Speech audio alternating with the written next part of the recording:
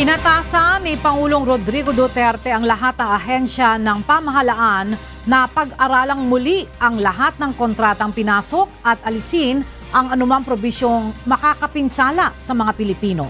At mula sa Malacanang, may report si Rosalie Coz live. Magandang tanghali sa iyo, Rosalie. Yes, magandang tanghali, Ella. Nagbigay ng direktiba si Pangulong Rodrigo Duterte kina Justice Secretary Menardo Guevara at Solicitor General Jose Calida na pag-aralan ng kaso ng Maynilad versus Republic of the Philippines. Isa ito sa mga napag-usapan sa ika-36 na cabinet meeting ni Pangulong Duterte sa Malacanang kagabi.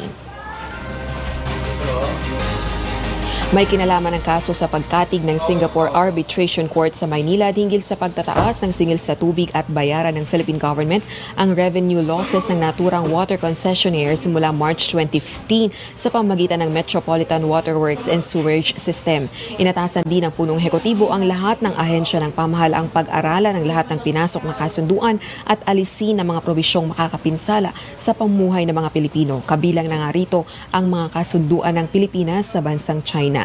Natalakay din sa cabinet meeting ang ginagawang hakbang ng pamahalaan hinggil sa mitigation ng epekto ng El Nino sa bansa tulad ng pagpapaigting ng kampanya sa pagtitipid ng tubig, pagbuo sa Department of Water at Department of Disaster Resilience, paghukay ng waterways, pagpapalit ng tunnels at aqueducts, paglalagay ng water tank system sa government hospitals at paglalaan ng pondo sa pagkakaroon ng water treatment plants. Samantala, Ella, bukod dito, inanunsyo rin ni Pangulong Duterte sa naturang pagpupulong ang pagtatalaga niya bilang Acting Secretary kay Janet Abuel ng Department of Budget and Management. March 5 nang italagang officer in charge ng DBM si Abuel, kasunod ng pagtatalaga ni Pangulong Duterte sa dating Budget Secretary Benjamin Diokno bilang bagong governor ng Bangko Sentral ng Pilipinas. Balik sa iyo, Ella. Maraming salamat, Rosalie Coz live mula sa Malacanang.